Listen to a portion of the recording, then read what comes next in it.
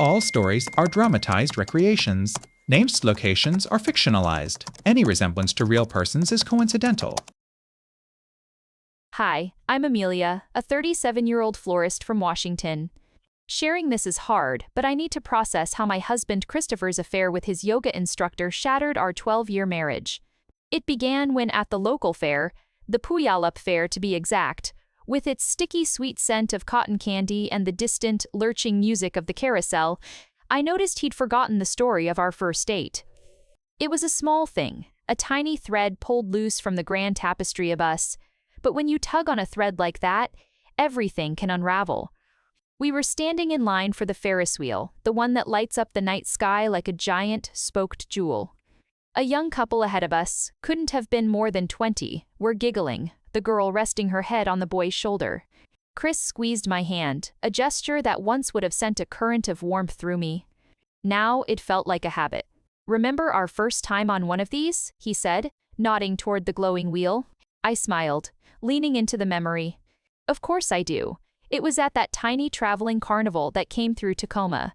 You won me that grotesque stuffed banana with the sunglasses by shooting water into a clown's mouth." The memory was vivid, etched in the golden haze of new love. The way he'd looked so serious, concentrating on the trickle of water, his brow furrowed. The triumphant grin when the bell rang. The feel of that ridiculous plush toy in my arms. He chuckled, but it was a hollow sound, lost beneath the fair's din. "Yeah, that was it? And then we got on the Ferris wheel and it got stuck at the very top." I looked at him, my smile faltering. "That wasn't right. That wasn't our story." "No, honey?" I said gently, a small knot of unease tightening in my stomach. "We got stuck on the zipper." The Ferris wheel was the next weekend. At the pier, the details mattered. The zipper had clanged and shrieked, trapping us upside down for a full 5 minutes, my laughter turning to shrieks of genuine terror. The Ferris wheel at the pier had been slow, peaceful, the sound of the water below and the seagulls crying. He waved a dismissive hand, his attention already drifting, scanning the crowd. Same difference. A ride is a ride. He pulled out his phone, the screen lighting up his face with a cool blue glow. A notification flashed, a name I didn't recognize, and he angled the phone away from me, his thumb swiping it into oblivion. It wasn't the same difference. It was the entire difference. One story was ours, a specific, shared currency of memory. The other was a vague, generic placeholder, a story that could belong to anyone. Or perhaps, to him and someone else. The knot in my stomach became a stone. I spent the rest of the evening watching him, a silent spectator in my own life. I watched how he held his phone like a secret, close to his body. I watched how his laughter seemed rehearsed, how his eyes didn't quite meet mine when I spoke. The fairground lights, once magical, now felt garish and false, illuminating a truth I had been refusing to see for months. The forgetting of the story was the clue, but the real discovery was the chasm it revealed. I had been carefully tending to our marriage like I tend to my orchids at the shop, meticulous with the water, the light, the humidity, believing that with enough care, anything could flourish. But you can't nurture something alone. I was watering a plant whose roots had already been severed, quietly, beneath the soil. The drive home was silent, a heavy blanket of things unsaid. He thought I was tired. I was wide awake, every nerve ending screaming. That night, while he slept the untroubled sleep of a man who believes his secrets are safe, I did something I had never done before. I went through his phone. The password was our anniversary, a irony so bitter it made my throat burn. And there it was. Not in a single damning message, but in 100 small cuts. Texts about her flexibility, her calming energy. Pictures of a pose I'd never seen him do. A saved video of a sunset from a hiking trail he'd told me he'd done alone. The yoga instructor. Her name was Lisa. His messages to her were light, flirtatious, full of in-jokes I didn't understand. They had a shared language, a cache of memories that were now more vivid to him than our own. I sat on the cold bathroom floor, the tiles seeping chill into my bones, the glow of the phone, the only light. I read every word. I absorbed every detail. I felt the 12-year foundation of my life crack and then crumble into dust. The man in the next room was a stranger. The life we had built was a fiction. I didn't cry. The pain was too deep for tears, a seismic shift happening somewhere so fundamental within me that it had no immediate outlet. I just sat there, hollowed out, until the first gray light of dawn filtered through the window. That was the beginning of the end. Or perhaps, it was just the moment I finally acknowledged the end had already come. The confrontation was quiet, anticlimactic. There were no thrown plates, no screaming matches. Just a sad, exhausted admission from him and a devastating, silent acceptance from me. The grief didn't hit me like a wave. It settled in like a climate, a permanent, overcast sky. I found myself talking to my reflection in the toaster, a shimmering, distorted version of myself asking a silent, silvered world how I was supposed to breathe, how I was supposed to get through the next minute, let alone the rest of my life. The woman in the toaster had no answers. She just stared back, her features warped by grief, a silent witness to the shattering. The silence after the confession was a physical thing. It filled our home, our once home, pushing against the walls, thick and suffocating. It had weight. It had texture. It was the absence of the future we had planned, the vacuum where our shared life used to be. Christopher sat on the edge of the sofa, his posture the very picture of a defeated man, elbows on his knees, head in his hands. I stood by the fireplace, my fingers tracing the edge of the mantel, over the slight chip in the wood from when we'd moved the piano. Every object, every scuff on the floorboard was a museum piece from a life that was now closed for renovation. Permanently, he'd said it all in a monotone, a rehearsed speech delivered to the floor. How it wasn't planned. How it meant nothing. How it was a moment of weakness, a fissure in his own character, not a reflection on me or our marriage. The words were meant to be absolving, I think. But they were just more hollow things, more empty vessels. He spoke of loneliness, of feeling adrift. I wanted to scream. Who did he think had been captaining this ship for the past 12 years? Who had been steadily, lovingly, charting the course? I had felt the distance, of course I had. I had attributed it to work stress, to the quiet malaise that can settle into any long-term union. I had redoubled my efforts. I had planned surprise date nights. I had learned to make his favorite curry from scratch, the smell of toasting spices filling the house for hours. I had been tending the garden while he was already packing his bags in his mind. "Say something, Amelia," he whispered, his voice ragged. The sound of my name in his mouth felt foreign, a relic. What was there to say? The facts were simple and brutal. He had shared intimacies with another woman. He had given her his time, his attention, the little jokes and observations that were the mortar of a relationship. He had built a secret room in his life and furnished it with someone else. The evidence wasn't just on his phone, it was in the energy of our home, which now felt contaminated. It was in the way my skin crawled at the memory of his recent touches, now knowing they were perhaps gestures of guilt, not love. "I need you to leave," I said. The words came out flat, steady. They surprised me. I felt like I was watching myself from a great height, a tiny, calm figure in a vast landscape of wreckage.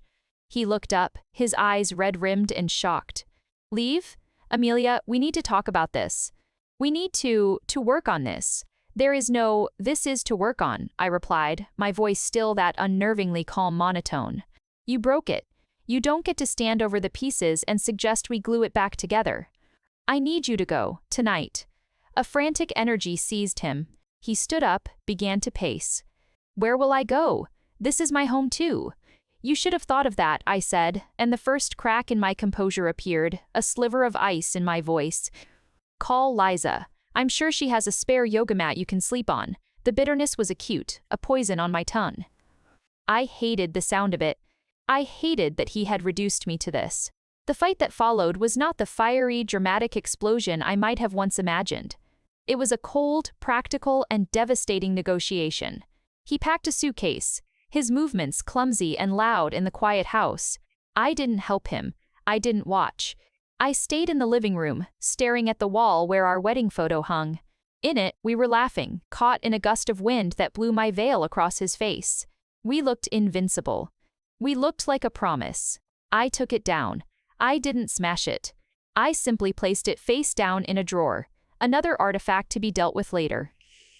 The sound of his suitcase wheels on the hardwood floor of the hallway was the sound of a chapter ending. He paused at the door, a silhouette against the porch light. "I'm so sorry, Amelia. I never meant to hurt you." It was the most honest thing he'd said all night. And it was the most meaningless.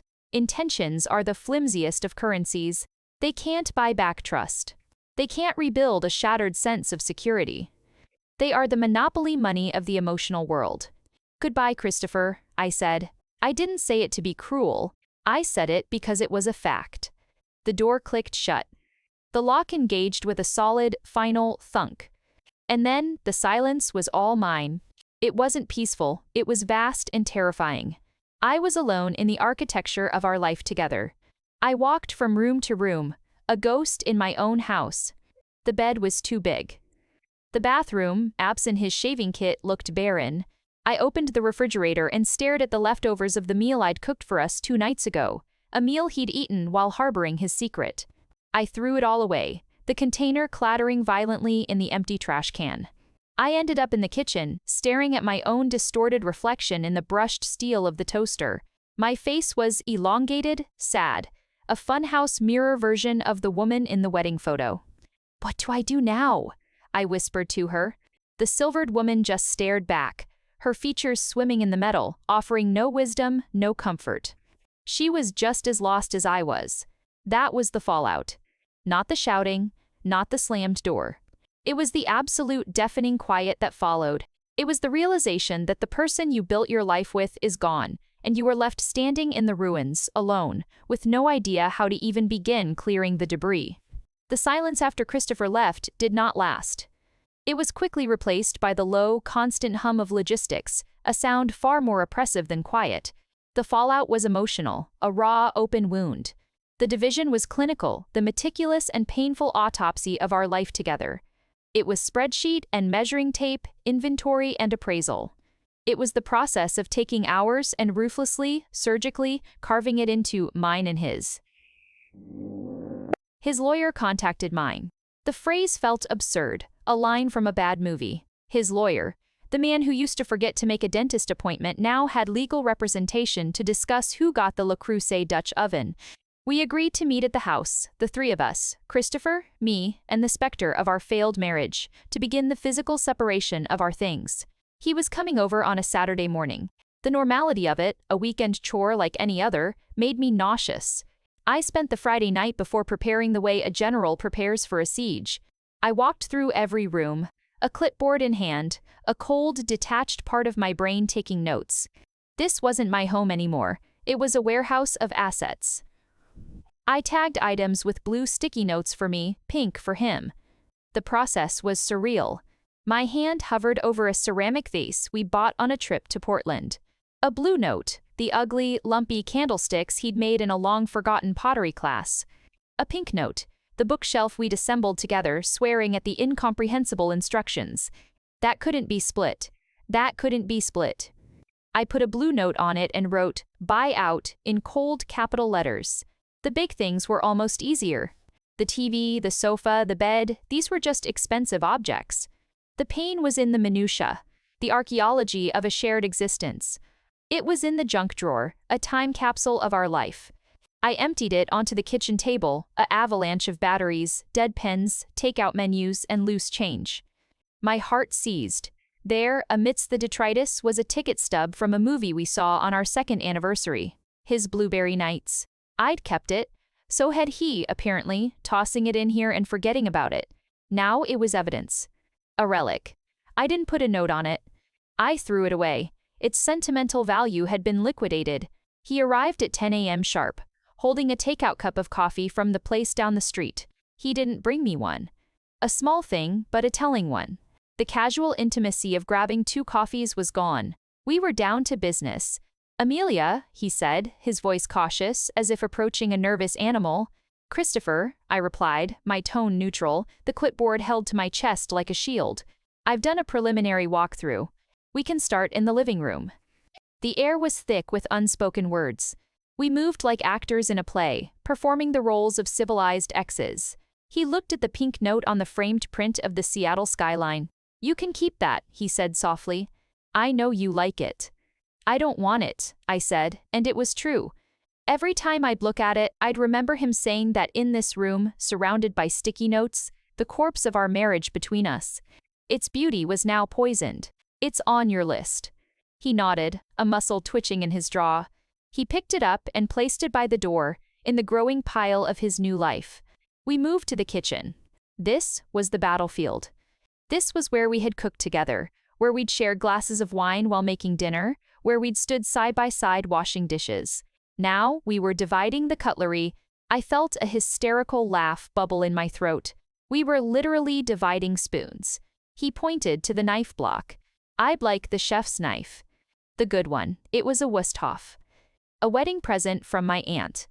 No, I said, my voice firmer than I expected. That was a gift to me. It's a gift to us, he corrected, and there was a faint echo of the old Christopher, the one who could debate a point into the ground.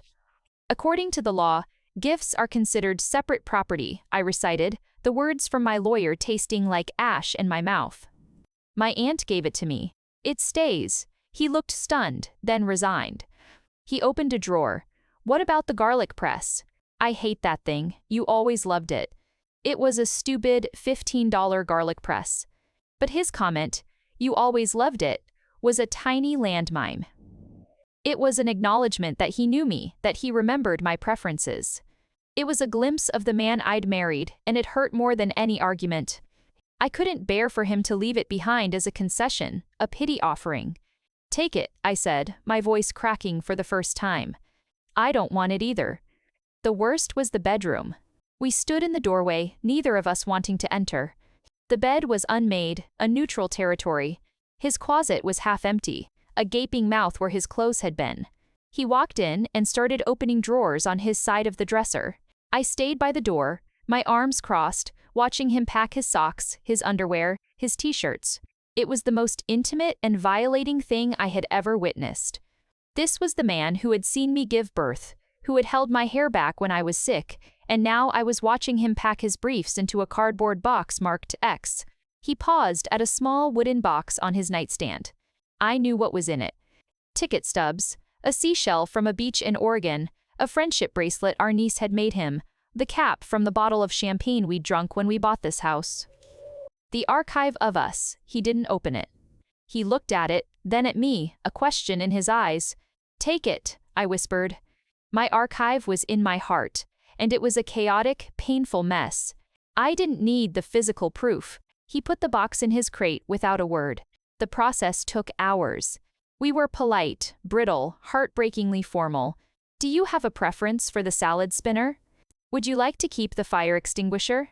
We were dissecting a body and we were being so very careful not to get blood on the carpet. Finally, it was done. His pile by the door was a sad collection of a life half-lived. A lamp, some books, a stack of records, his clothes, the ugly candlesticks. It looked like a college student's first apartment. My pile was still integrated into the house, waiting for me to rearrange the emptiness he'd left behind. He loaded the last box into his car.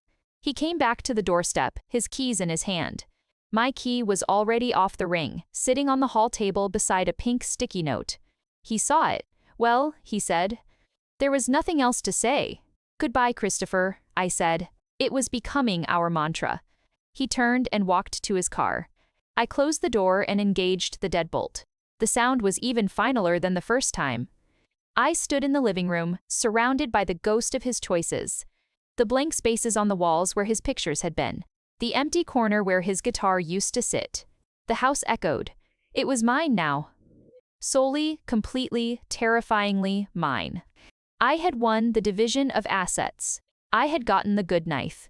I had protected what was legally mine. I walked into the kitchen, opened the junk drawer, now neatly organized and half empty, and pulled out the new packet of light bulbs I'd bought. I needed to change the one in the hallway fixture. It had been flickering for weeks. Christopher had always been the one to do it. He was taller. I dragged the step stool from the garage, my movements clumsy and unfamiliar. I climbed up, unscrewed the old bulb, my arm aching from the awkward angle. I fumbled the new bulb, and it slipped from my hand, shattering on the hardwood floor below in a spectacular explosion of glass. I stood there on the step stool, looking down at the 1,000 glittering pieces.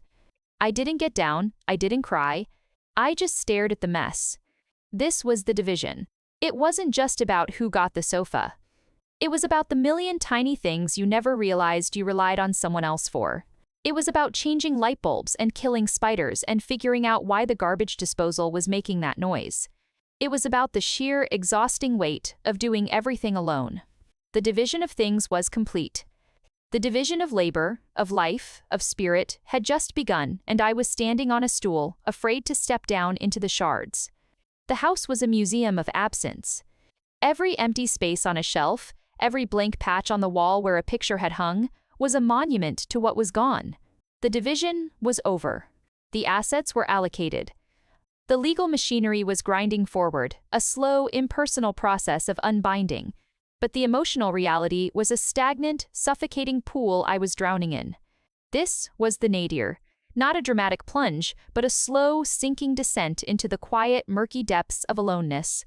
The days bled into one another, a gray wash of routine performed by rote. I went to the flower shop. I arranged bouquets for anniversaries, for birthdays, for apologies. I wrapped stems in paper and twine, my hands performing their familiar ballet while my mind was a million miles away, trapped in the echoing silence of the house I now called a home. I smiled at customers, discussed the cheerfulness of sunflowers versus the elegance of calla lilies, and all the while, I felt like a ghost, a pale imitation of the woman who used to love this job. I stopped eating meals at the table.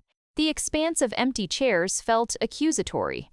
I ate standing at the kitchen counter, scrolling through my phone, consuming nothing but the curated happiness of strangers. I'd find myself in the middle of a room, having walked into it with a purpose that had vaporized the second I crossed the threshold. What was I looking for? A sock? A book? A reason to keep moving?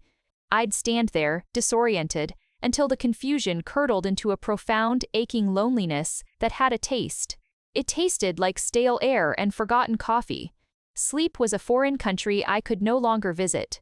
The bed was a vast, cold ocean.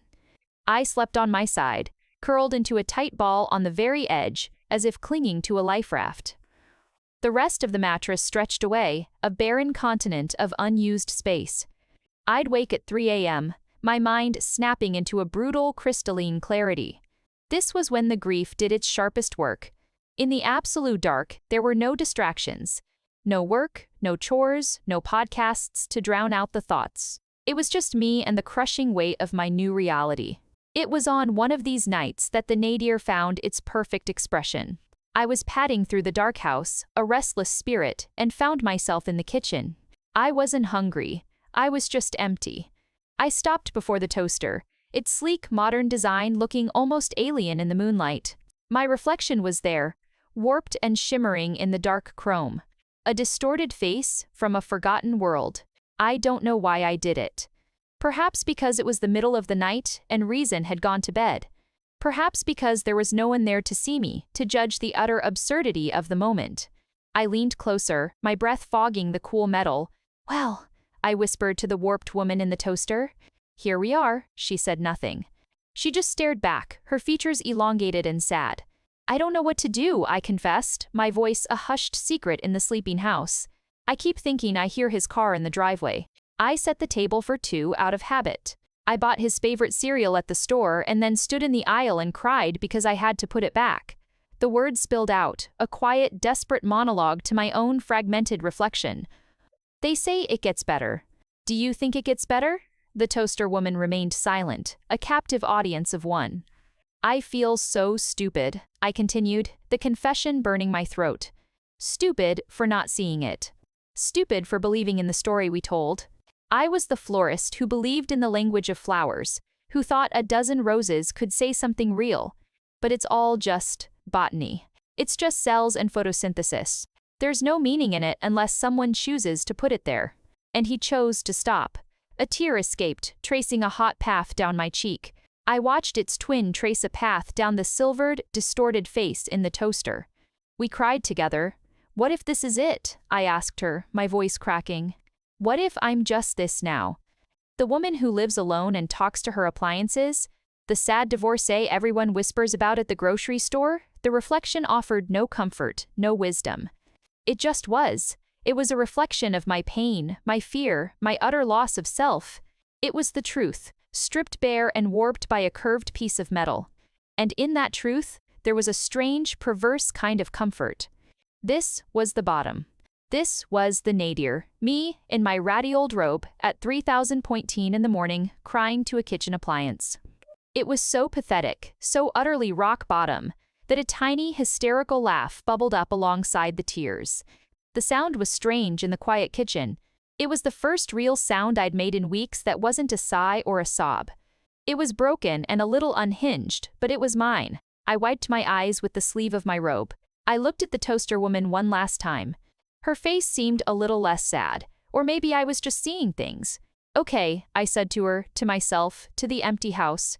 Okay, I wasn't okay. Not even close, but I had named the monster. I had looked into the heart of the loneliness and the absurdity and had acknowledged it. This was the worst it could be. This was the low point. There was no further down to go. I walked away from the toaster. I didn't go back to bed. I went to the living room and turned on a single lamp. I didn't scroll on my phone. I just sat in the pool of light, in the quiet, and I breathed. The grief was still there, a heavy stone in my chest. The fear was still there, a cold knot in my stomach. But the frantic, lost feeling had receded, just a fraction. I had faced the nadir. I had spoken to it, and I was still here. The night began to soften outside the window, the deep black giving way to a murky gray. Dawn was coming. It was just a light bulb changing in the sky, a mechanical, inevitable process. But for the first time in a long time, I watched it happen. I was still in the wreckage, but I was no longer standing on the stool, afraid to step down into the shards. I was sitting quietly amongst them, waiting for the light to see what to do next. The quiet that followed the nadir was different. It wasn't the deafening silence of abandonment, or the oppressive hum of logistics. It was a fragile, tentative quiet, like the first few minutes after a storm has passed, when the air is still charged, but the world holds its breath, waiting to see what comes next. I had cried to a toaster. I had named the bottom, and a strange, hollowed-out calm had settled in its wake. The pain wasn't gone, but it had been joined by something else, a faint, flickering ember of defiance. The idea didn't arrive as a thunderclap of inspiration. It was more of a whisper, a logical next step in a sequence I hadn't realized I was building. I was cleaning out the hall closet, a task I'd been avoiding because it was full of his old rain jackets and hiking boots, smelling of him and of the Pacific Northwest woods we used to explore together. I was stuffing it all into a garbage bag for donation, my movements brisk and clinical, when my hand brushed against something cold and plastic at the very back. I pulled it out. It was an old faded Ziploc bag. Inside was a swim cap I'd bought years ago, a pair of goggles still in their packaging, and a receipt from the local Wawa for a 10-visit pass. I bought it during a brief, fervent phase of wanting to get toned, a phase that had lasted exactly one visit to the crowded, echoing pool before I'd lost my nerve, self-conscious in my suit, and buried the evidence at the back of the closet. The receipt was dated 3 years ago. The pass had long since expired. I held the baggie in my hand, this tiny time capsule of a past failure, and the whisper came. Swimming. It made a terrible, perfect sense. Water was an element of grief. One drowned in it. One cried it. It was also an element of baptism, of cleansing. It was silent, except for the sound of your own heart beating in your ears. It was a place where you could be utterly alone, even in a crowd, hidden beneath the surface. And it was a place where you had to keep moving, rhythmically, constantly, just to stay afloat. To stop moving was to sink. The decision was made before I could talk myself out of it. I drove to the IWA that same afternoon, the old swim gear on the passenger seat like a nervous companion. I bought a new pass from a teenager at the front desk who didn't look up from her phone. The transaction was swift, impersonal. No one knew I was a recently separated woman making a desperate bid for sanity. I was just a customer, buying access to water. The locker room was a humid, echoing tile cavern filled with the shouts of children and the slam of metal doors. I changed quickly, keeping my eyes down, wrapping a towel tightly around myself as I shuffled toward the pool deck. The air hit me first, thick with the smell of chlorine and childhood memories. Then the sound, a chaotic symphony of splashing, laughter, and the lifeguard's whistle. And then I saw it. The water.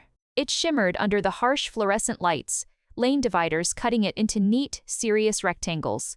People were churning through it with purpose. A old man with a slow, graceful breaststroke. A woman my age slicing through the water with powerful, efficient freestyle pulls. A teenager practicing flip turns, sending up great plumes of water. My heart hammered against my ribs. This was a mistake. I was exposed. I was soft where they were hard, slow where they were fast. I wanted to turn around, flee back to the safety of my silent, grieving house. But I saw the toaster woman in my mind's eye, her warped, silent face. I heard the echo of my own 3 a.m. voice asking, "What if this is it?" I walked to the edge of the slow lane. I dropped my towel on a bench. I sat down and, before I could think, pushed myself into the water. The shock was instantaneous and total. It was cold, a sharp, breathtaking embrace that shocked my system out of its stupor. For a second, I just held onto the edge, gasping, my body screaming in protest. Then I fumbled with my goggles, pulled the swim cap over my ears, sealing myself off from the world. I pushed off from the wall. The first few strokes were a disaster. I flailed. I swallowed a mouthful of chlorinated water that burned my nose and throat. My body, which had felt so heavy with grief for weeks, now felt impossibly clumsy and buoyant at the same time. I was all uncoordinated limbs and panicked gasps. I wasn't swimming. I was drowning in plain sight. But I kept moving. One arm, then the other. A kick, then a breath. It was the only thing to do. To stop was to sink. Somewhere around the third lap, a rhythm found me. My breathing settled into a ragged but steady pattern. My strokes became less frantic, a little longer. The world narrowed to the blue line at the bottom of the pool, the flash of my hands entering the water, the turn of my head to breathe. There was no past, there was no future. There was only the pull, the kick, the breath, the mantra of motion. Underwater, it was silent. My own heart was a drum in my ears. My thoughts, which had been a deafening, chaotic swarm, were quiet. They couldn't exist here. There was no room for them amidst the physical demand for oxygen and forward momentum. The grief was still there, a weight in my chest, but it was a weight I was actively moving through. I was not a static thing to be crushed by it. I was in motion. I didn't swim for long, like be 20 minutes. My muscles, unused to the effort, burned with a clean, honest fire. When I finally hauled myself out of the pool, my body felt like lead again, but a different kind of lead. It was the satisfying heaviness of exertion, not the draining heaviness of sorrow. I stood under the shower, the hot water washing away the chlorine. I looked at my body in the steamy mirror. My skin was flushed.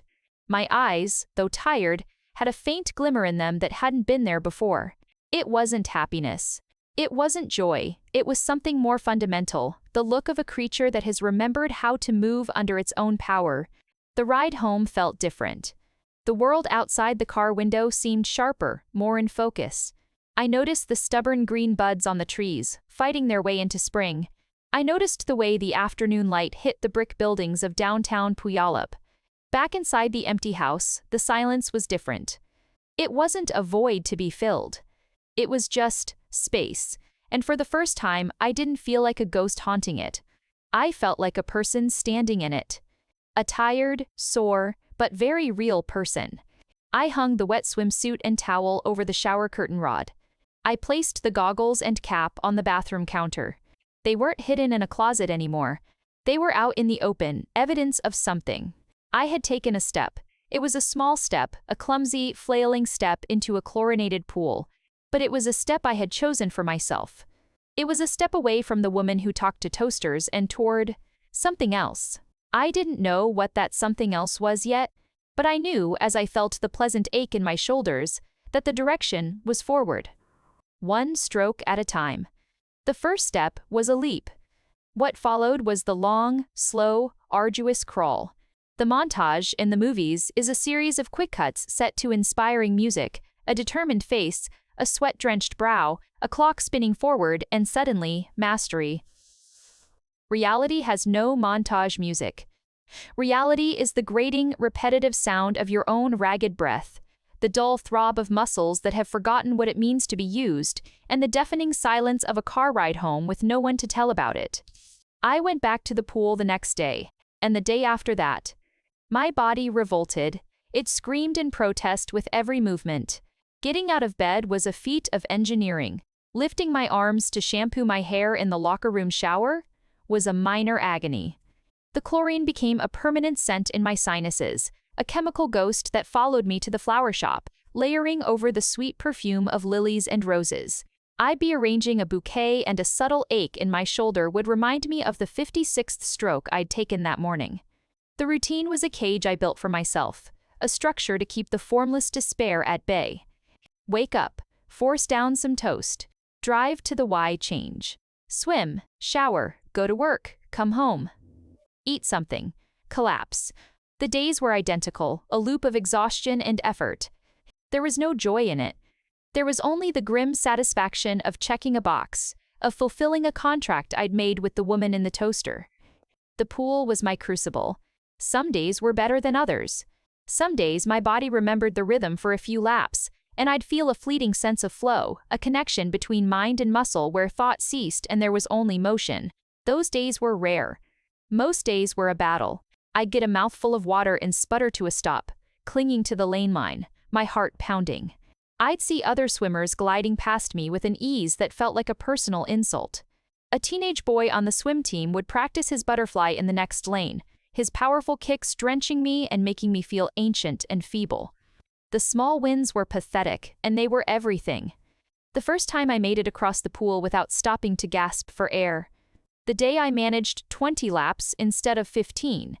The moment I realized I no longer had to talk myself into putting on the cold, damp swimsuit, my hands just did it, autopilot of discipline overriding the whining of my mind.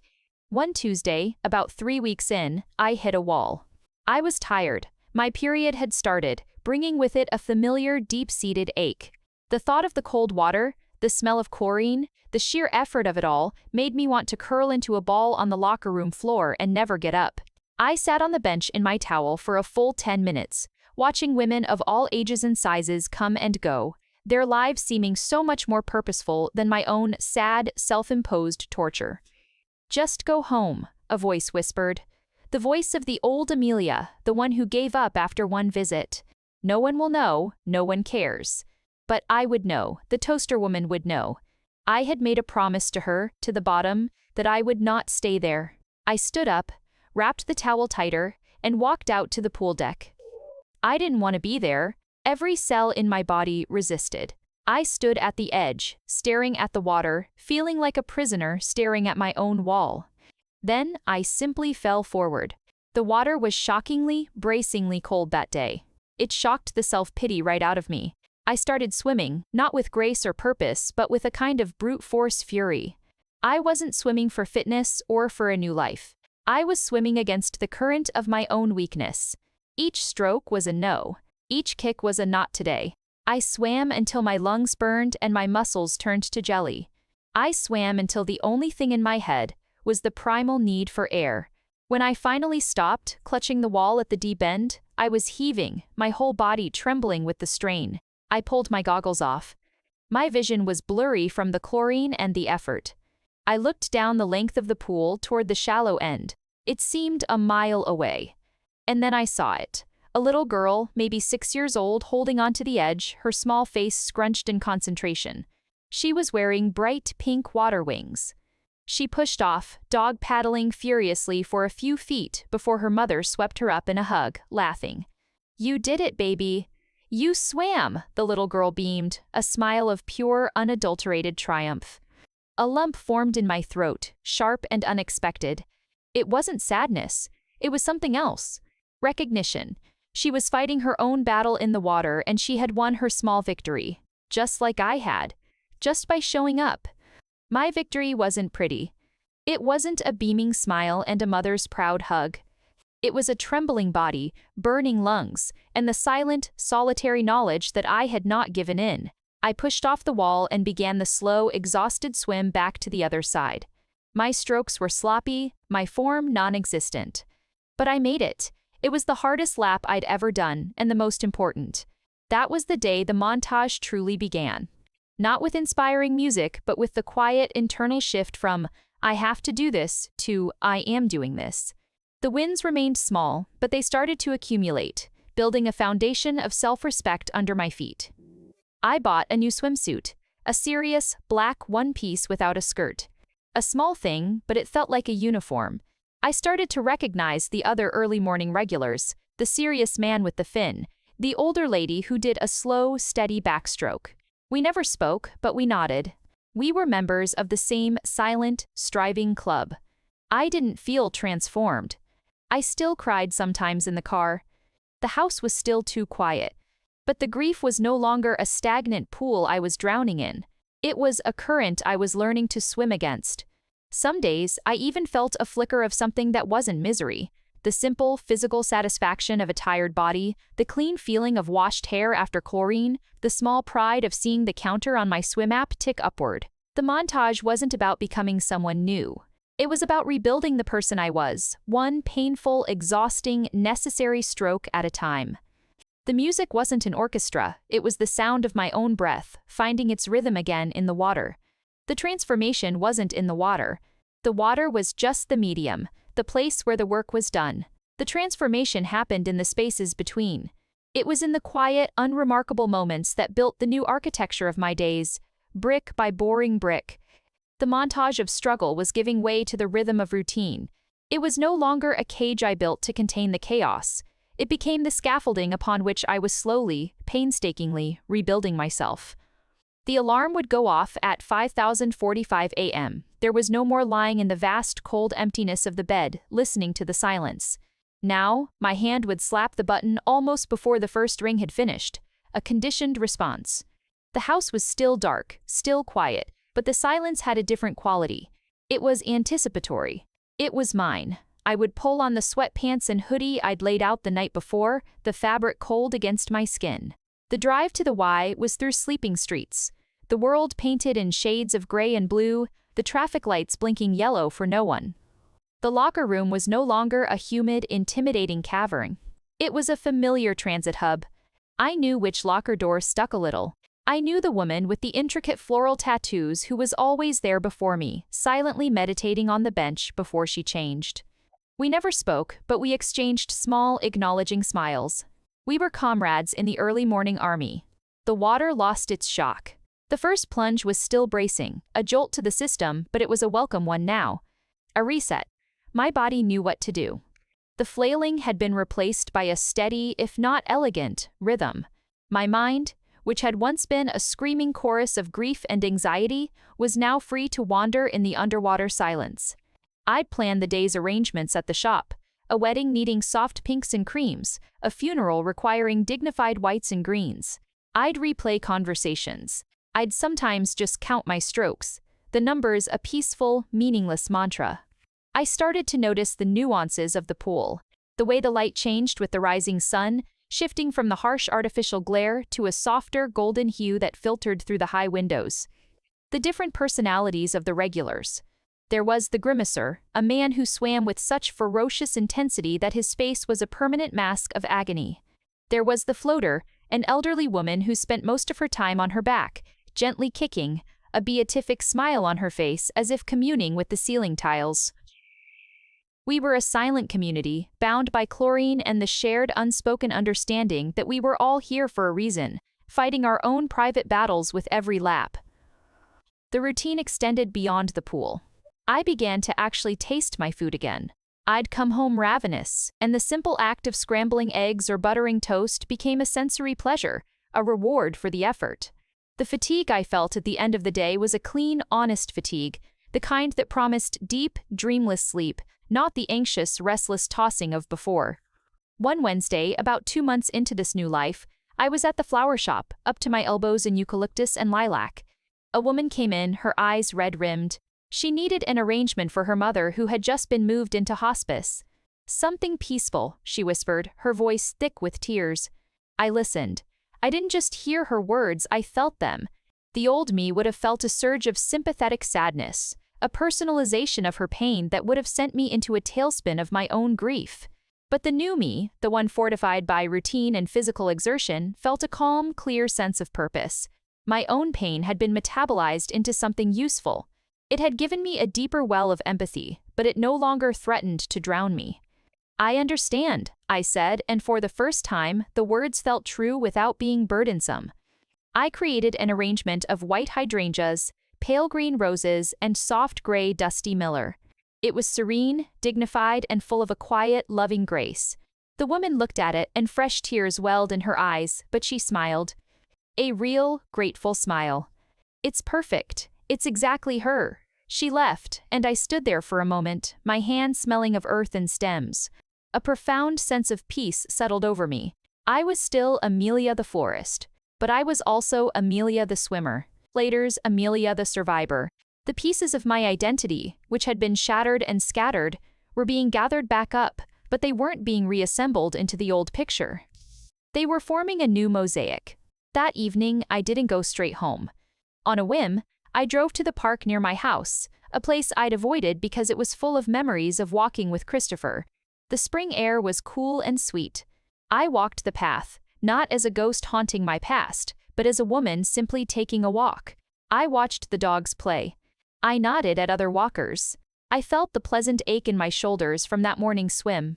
I realized, with a start, that I hadn't thought about Christopher all day. Not once. The realization didn't bring guilt or a sudden pang of loss. It brought a quiet astonishment. He had been the center of my gravitational pull for 12 years. My days had orbited around him, his schedule, his moods, our shared life. Now, my days orbited around me. My alarm, my swim, my work, my tired body, my quiet house. The routine I had built was a planet of one, and it was spinning steadily on its axis. I got home, the house was still empty, but the emptiness no longer felt like a lack. It felt like space, potential. I made myself dinner and ate it at the table, alone, without my phone for distraction. The silence was companionable. Later, as I was getting ready for bed, I passed the hall closet. I opened it. It was neat, organized, smelling of clean linen and nothing else. His things were gone. The donation center had taken them weeks ago. The space where his boots and jackets had been was now occupied by my vacuum cleaner and a small folded step stool. I looked at my reflection in the small mirror on the back of the closet door. My hair was damp from the shower. My face was bare of makeup. There were new lines around my eyes, but my skin had a healthy glow from all the early mornings and physical exertion. My eyes, which had looked so hollow and lost for so long, had a new light in them. It wasn't a light of happiness, necessarily. It was the light of clarity, of self-possession. The woman in the mirror wasn't the warped, sad woman from the toaster. She wasn't the frantic, heartbroken woman dividing spoons. She was just me, a woman who got up at 5045, swam laps, arranged flowers, and came home to a quiet house. It was a simple life. A small life, perhaps, by some standards. But it was mine. I had built it, one stroke, one stem, one solitary meal at a time. The routine wasn't a cage anymore. It was the foundation. And for the first time, standing there looking at my own clear-eyed reflection, I believed the foundation was strong enough to build something new upon. Confidence is a quiet thing. It doesn't arrive with a bang or a fanfare. It seeps in through the cracks, like the first light of dawn, so gradual you don't even notice the darkness lifting until you realize you can see the world clearly again. Mastery, I learned, is not about perfection. It's about no longer being afraid of the effort. The water and I had reached an understanding. It was no longer an adversary to be conquered or a refuge to hide within. It was a partner. My body knew its rhythms, the specific burn in my shoulders that meant I had 2 more laps in me, the way my lungs could now expand to take in the air I needed without the panicked gasp. I'd stopped counting laps obsessively. The numbers were just data. The feeling was the truth. The feeling was one of power, a low, humming current of strength that I carried with me out of the pool and into the rest of my day. One morning, the grimacer was in the lane next to me. He was, as usual, churning through the water with a fury that created significant wake. A few months ago, I would have been intimidated, clinging to the edge to let him pass, my own strokes becoming timid and small in his aggressive presence. But that morning, I simply adjusted my rhythm. I breezed on the other side, away from his splash zone. I found my own pocket of water and held my line. He passed me, then I passed him back at the turn. It wasn't a race, it was just coexistence. I was no longer shrinking to make space for other people's energy. I held my own. After my shower, standing in front of the steam-fogged mirror, I wiped a clear circle to see my reflection. I was looking for the woman who had cried in this same spot months ago, but she was gone. The face that looked back was sharper, more defined. The softness of sadness had been replaced by the leanness of discipline. But it was more than physical. There was a steadiness in my gaze, a calm resolve. I had faced the deep end, both literally and figuratively, and I had not drowned. I had learned to swim. This transformation seeped into the flower shop. My arrangements became bolder. I started experimenting with unexpected textural contrasts, spiky protea next to soft peonies, delicate Queen Anne's lace alongside bold architectural birds of paradise. Customers began to comment, idea and problem.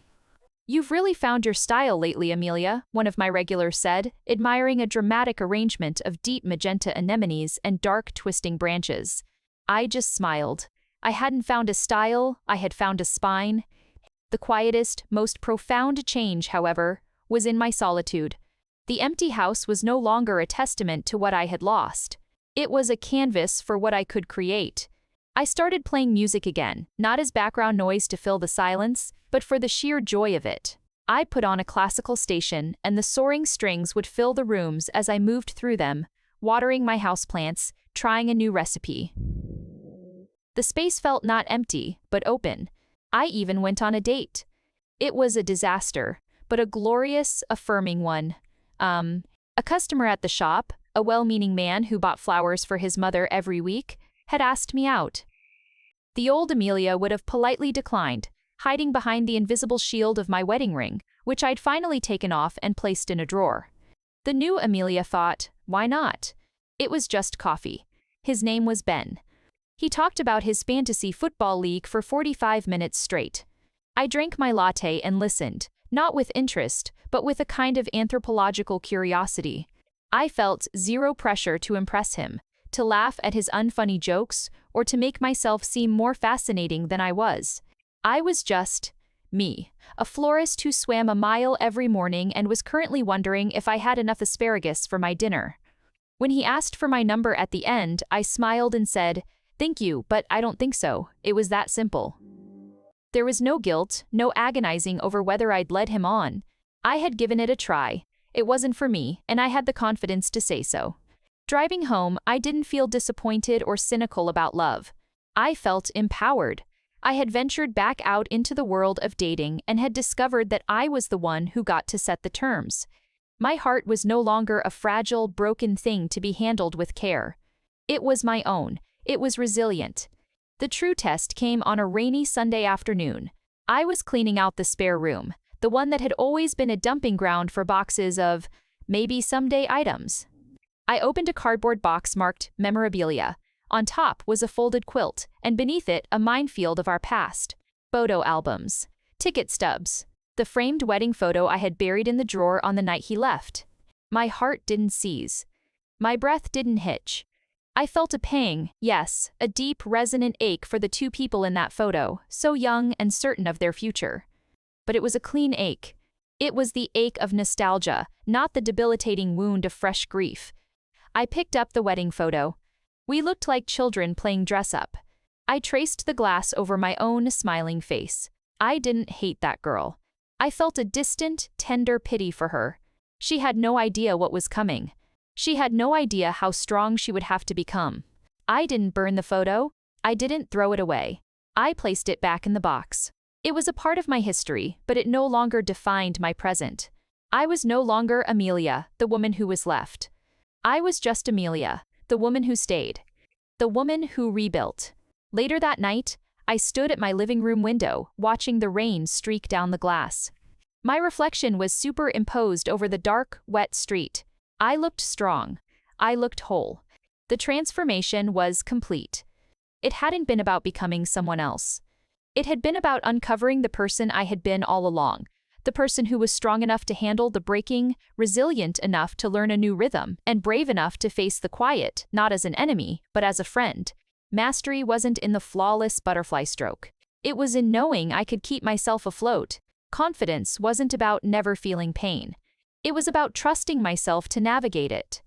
The upgrade was never about a new life. It was about a new relationship with the one I already had. And for the first time in a very long time, I was perfectly, contentedly, the captain of my own ship. Happiness is a loud, demanding emotion.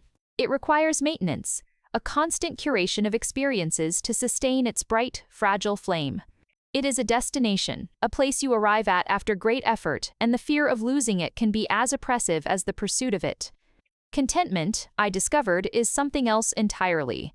It is not a destination, but the quality of the journey itself. It is a low, steady hum in the background of your life, a deep-seated knowledge that you are exactly where you are supposed to be, doing exactly what you are supposed to be doing, even if that is nothing more than reading a book on a quiet Tuesday evening.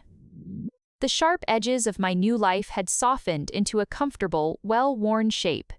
The 5045 alarm was no longer a brutal shock to the system, but a gentle summons to a part of the day that belonged only to me. The water of the pool felt like a second skin. I no longer thought about the mechanics of my stroke. My body executed them with a muscle memory that freed my mind to drift, to dream, to simply be. I was no longer swimming away from something or toward something. I was just swimming. The motion itself was the point. The flower shop flourished. My new, more confident designs had attracted a different clientele. I was getting requests for weddings and events that valued artistry over traditional, safe bouquets. I hired a part-time high school student, Chloe, to help with the counter and the cleaning. Teaching her the basics. How to strip thorns from a rose stem, how to condition hydrangeas so they wouldn't wilt, was a surprising joy. It forced me to articulate knowledge I didn't even know I possessed, and seeing her young, eager face absorb it all made my own expertise feel like a gift to be passed on, not just a skill to be used. My house was no longer just a house.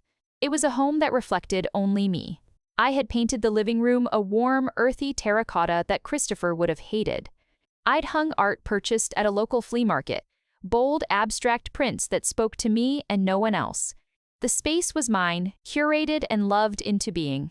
I cooked elaborate meals for myself, not out of loneliness, but for the pleasure of the process.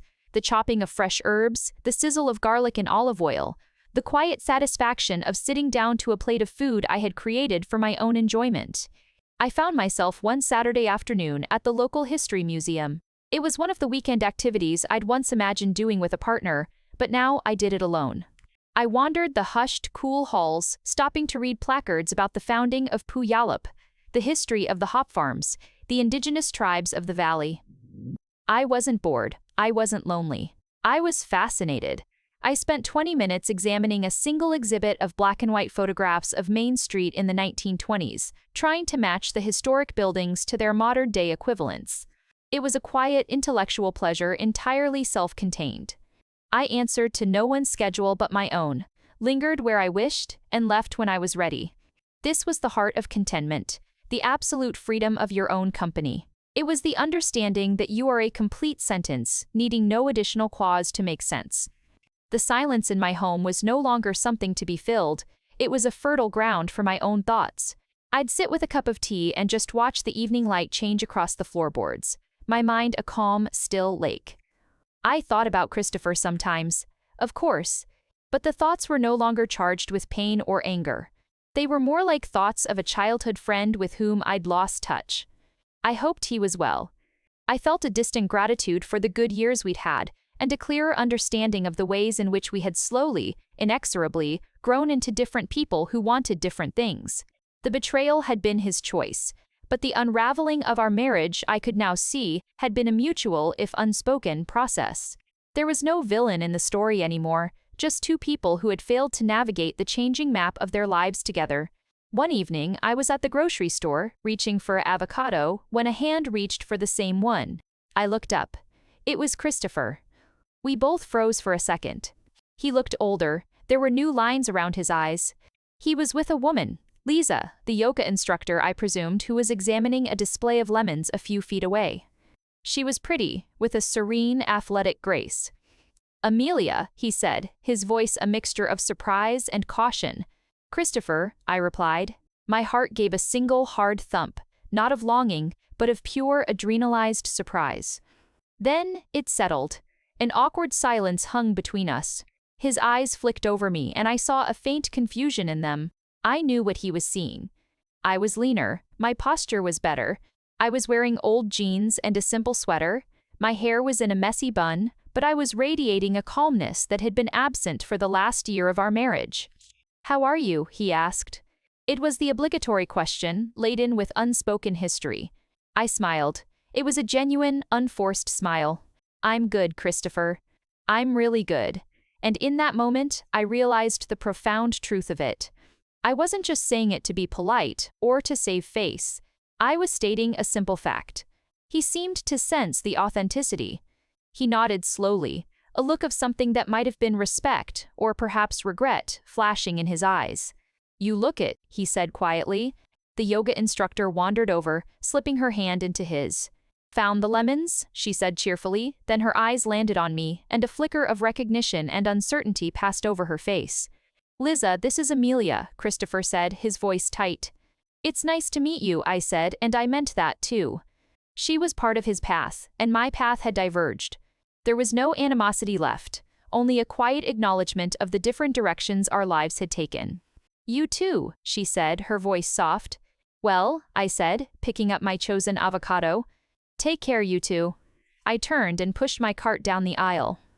My hands were steady on the handle. My breath was even. I felt no urge to look back. I made my way to the checkout, paid for my groceries, and loaded them into my car. As I drove home, I replayed the encounter. I waited for the crash, for the delayed reaction of grief or anger to wash over me. But it didn't come. All I felt was a profound and peaceful sense of closure. The last ghost had been laid to rest. Seeing him, seeing them, had not reopened a wound. It had simply confirmed that the wound was not only healed, but had scarred over into something stronger. That night, I sat in my terracotta-colored living room, a book in my lap. I looked around at the space I had built. I listened to the quiet hum of my refrigerator, the occasional swish of a car passing outside. I felt a deep, expansive sense of peace. This was my life. It was simple. It was solitary. And it was deeply, utterly mine. I was no longer waiting for the next thing to happen, for someone to come along and complete the picture.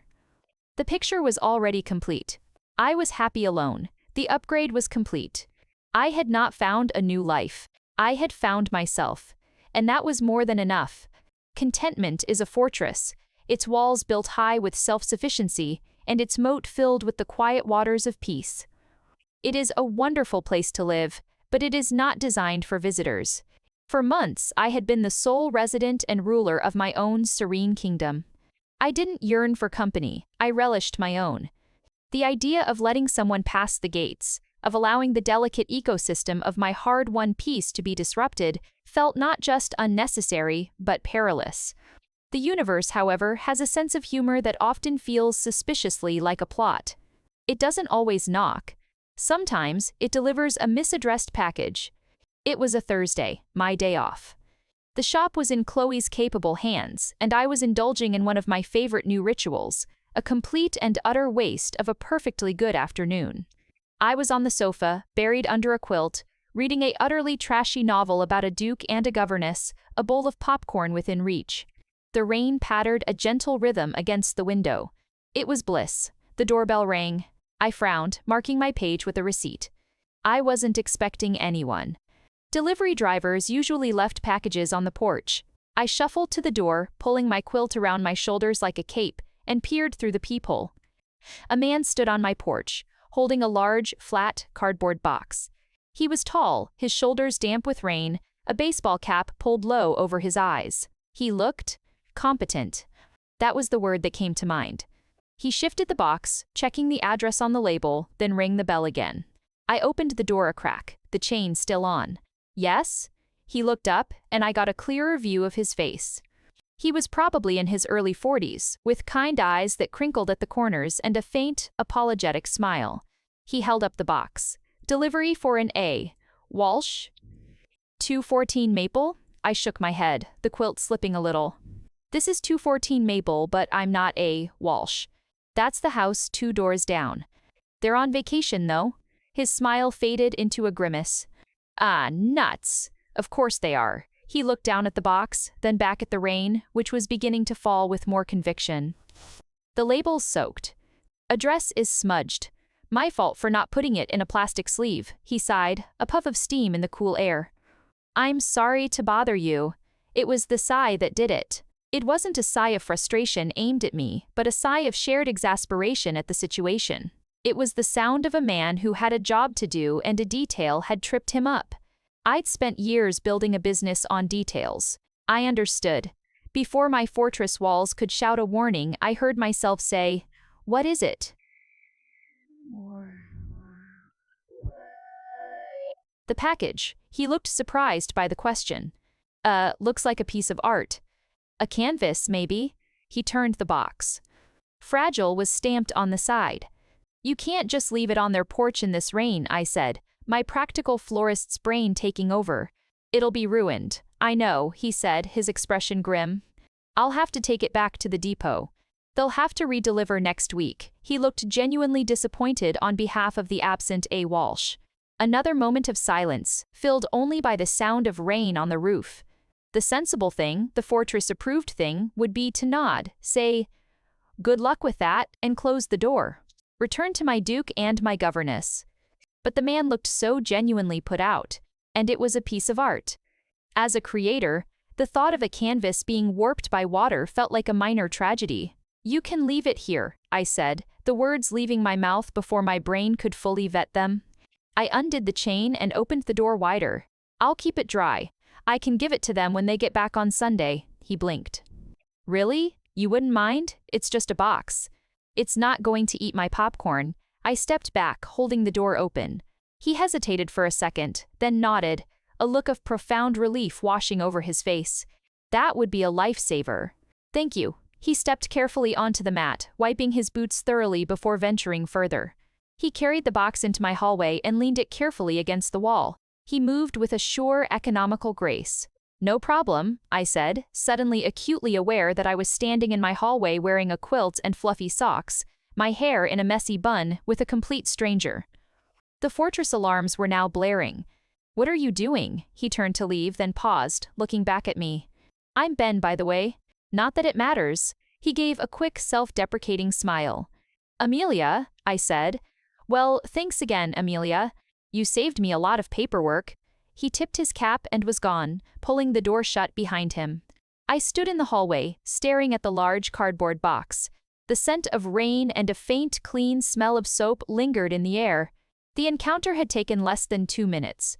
It was utterly mundane, and yet, the carefully maintained equilibrium of my solitary afternoon felt subtly altered.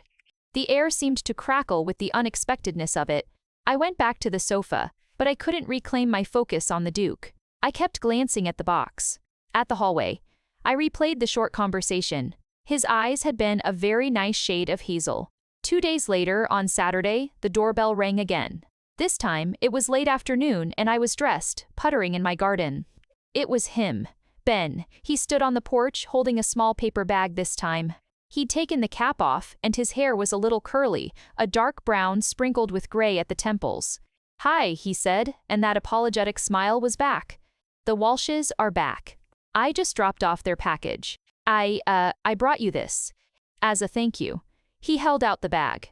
I took it, curious. Inside were 2 perfect, enormous apples and a small bar of dark chocolate. Oh, I said, surprised. You didn't have to do that, I know, he said. But it was a really decent thing to do. Most people would have just shut the door. He shifted his weight. Anyway, I just wanted to drop that off. He turned to go, and again, the words were out before I could stop them. Would you like to see it? He stopped. See what? The art? I said, feeling a flush creep up my neck. We saved it from the rain. Aren't you curious what it was? He laughed, a warm, easy sound. Actually, I am. It's the mystery of the job. You deliver boxes, you rarely see what's inside. I brought him inside and we carefully opened the box. It was a large, beautiful photographic print of the Milky Way over Mount Rainier, the stars impossibly sharp and bright against the dark sky. Wow, he breathed, standing back to admire it. That's something else. It's stunning, I agreed. We stood side by side for a moment, looking at the galaxy captured on canvas. See that dense cluster there? He said, pointing to a smudge of light near the mountain's peak. That's the Hercules globular cluster. About 25 light-years away. A ball of hundreds of thousands of stars, all orbiting together. I looked at him, my eyebrows raised. You know your constellations, he shrugged, a little embarrassed. A hobby. My dad gave me a telescope when I was a kid. It's stuck. It's calming. Puts things in perspective. He looked away from the painting and at me. Anyway, I should let you get back to your day. He left, and the house felt different once more. Emptier, but in a new way. Not the empty of solitude, but the empty of a guest who has just departed. I looked at the apples and chocolate on my hall table. A thank you, a connection. A thread, however fine, thrown across the moat. A week later, I was closing up the shop. It was dark out. As I was turning the sign to closed, I saw a familiar van pull up across the street. Ben got out, carrying a small, flat box. He saw me through the glass and waved, then jogged over through the light drizzle. Fancy meeting you here, he said. His smile was easier now, less apologetic. This is my shop, I said, unlocking the door to let him in out of the rain. I know, he said, stepping inside. The smell of flowers seemed to envelop him. I asked the Walshes who their nice neighbor was. They said you were the florist on Main. So, this is for you. He handed me the box. I opened it. Inside was a single, beautiful orchid in a simple ceramic pot. It was elegant, serene. It's a thank you for the thank you, he said. And also, I was wondering. I know a great spot out past the city lights. For stargazing. If you ever, want to put things in perspective. I looked from the orchid to his face. I saw no agenda there, no pressure. Just a quiet kindness and a shared curiosity about the universe. The fortress walls didn't crumble. They simply developed a door. I smiled. I have a better idea, I said. There's a new Italian place that just opened around the corner. Their lasagna is supposed to be fantastic.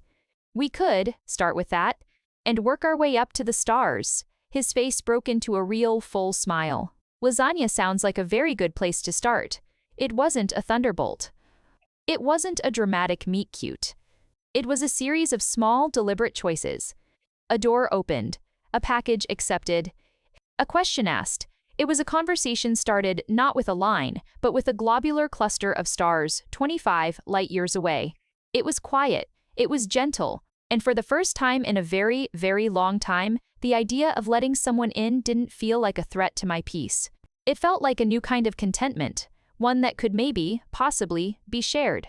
They say it's not about the destination, but the journey. I've found that to be only half true. The journey shapes you, tempers you, teaches you who you are. But the destination? The destination is where you get to finally unpack your bags and enjoy the view from the place you fought so hard to reach. It is the quiet, profound satisfaction of looking around and knowing, with every fiber of your being, that you are home. The air in Oregon is different. It smells of pine and damp earth and a salt-kissed breeze rolling in from the coast. Our house is not grand, but it is filled with light.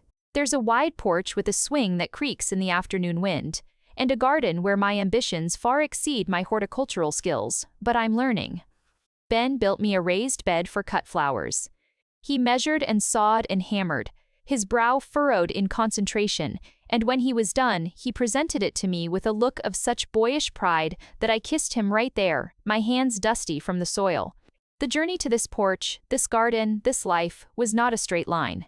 It was a winding path through grief, through self-discovery, and finally, through the tentative, beautiful unfolding of a new love. Ben was not a rebound. He was not a replacement. He was the man who delivered a package to my door and, in doing so, delivered me to a version of my life I hadn't dared to imagine. Our love story was not written in dramatic, sweeping prose. It was written in the quiet margins of everyday life. It was in the way he always made coffee for me in the morning, remembering exactly how much cream I liked. It was in the way I'd find little notes tucked into his lunch bag, a silly pun, a line from a poem he thought I'd like. It was in the way we could spend an entire Sunday reading on opposite ends of the sofa, our feet tangled together in the middle, saying nothing and everything all at once. He brought his telescope, of course. On clear nights, we'd haul it out into the backyard, away from the city lights we'd left behind in Washington. He'd point out constellations, his voice a low, steady murmur in the dark. "There's Cassiopeia," he'd say, his hand warm on my shoulder as he guided my gaze. The vain queen, he knew all the myths, the stories written in the stars. Lying on a blanket beside him, the vast, cold expanse of the universe stretching out above us, I had never felt so small, and yet so incredibly, securely held. The decision to move was mutual. A fresh start for both of us. Washington was filled with my ghosts and the edges of his old life. Oregon was a blank page. We chose a small town near the coast, a place where the pace was slower and the sky felt bigger. My flower shop here is smaller, but it's thriving in its own quiet way. I specialize in native plants and wild, garden-style arrangements that suit the rugged landscape. Ben started his own small delivery service, his reliable van now a familiar sight on the country roads. And then there were three. Or rather, four. The pregnancy was a surprise, a thunderclap of joy that left us both breathless and laughing and terrified. The doctor's appointment where we saw not one, but two tiny heartbeats flickering on the ultrasound screen was the single most profound moment of my life. Ben squeezed my hand so tightly I thought he might break it, tears streaming openly down his face. "Twins," he kept whispering, "a prayer and a promise." The birth was a whirlwind of controlled chaos. A planned C-section, my hands gripping Ben's as the world narrowed to a bright, sterile room and the fierce, determined focus of bringing our children into the world. And then, two cries. One strong and indignant, the other a softer, mewling sound. A boy. A girl. They placed him in my arms first. He had a shock of dark hair like his father, and he stared up at me with ancient navy blue eyes, his little fist curled against his cheek. Then they laid her beside me. She was smaller, with a faint dusting of blonde hair, her features impossibly delicate. She yawned, a tiny, perfect O of a mouth. The love that washed over me was not a gentle wave. It was a tsunami, a force of nature that obliterated every past hurt, every moment of doubt, every shred of my old self. It was a primal, all-consuming fire. I looked from their perfect faces to Ben's, which was a mosaic of awe, terror, and a love so vast it seemed to fill the entire room. We were a family. We were my family. We named our son Leo for the lion-hearted constellation. We named our daughter Clara for the light she brought with her. Now, as I sit on this creaking porch swing, the view is not of the stars, but of my world. Ben is on the lawn, lying on his back with a twin perched on his chest. Clara is babbling at the sky, her tiny hands reaching for a passing cloud. Leo is curled beside him, already dozing off, his head tucked under Ben's chin. The late afternoon sun gilds them in gold. My body is different. It is softer, marked by the incredible feat it performed. My sleep is fragmented, measured in 2-hour increments. My days are a beautiful, exhausting chaos of diaper changes and lullabies and the sweet, milky scent of my children's heads. There are moments of frustration, of sheer overwhelm, but they are fleeting, washed away by a single gummy smile or the feeling of a tiny hand grasping my finger. I think of the woman I was. The woman who cried into a toaster. The woman who flailed in a pool fighting for every breath. The woman who thought her life was over. She feels like a character from a book I read long ago. Her pain was real, but it was a prelude. It was the necessary cracking of the shell so I could emerge into this fuller, richer life. Christopher is a faded photograph in the album of my mind. I wish him well. Our story was a chapter that ended, making room for this one. Ben catches me watching them and smiles. A slow, easy smile that still makes my heart flip. He gently shifts the sleeping Leo, sits up, and walks over to the porch, handing a wriggling Clara to me. He sits beside me on the swing, his arm around my shoulders, his kiss soft in my hair. We don't speak. We just watch the sun begin to dip toward the Pacific, painting the sky in shades of orange and violet. This is the happy ending. But it doesn't feel like an ending. It feels like the most beautiful beginning. It is messy and real and built on a foundation of grief I would never have chosen, but now wouldn't trade. The upgrade was never about finding a better man. It was about becoming a whole woman, one who was strong enough to swim through the pain, content enough to enjoy her own company and open enough to let a new kind of love in. The journey was long. The destination is this porch, this sunset, this man, these children. This peace. I hold my daughter close, breathe in her perfect scent, and watch my son sleep in his father's arms. The journey was worth it. Every single step.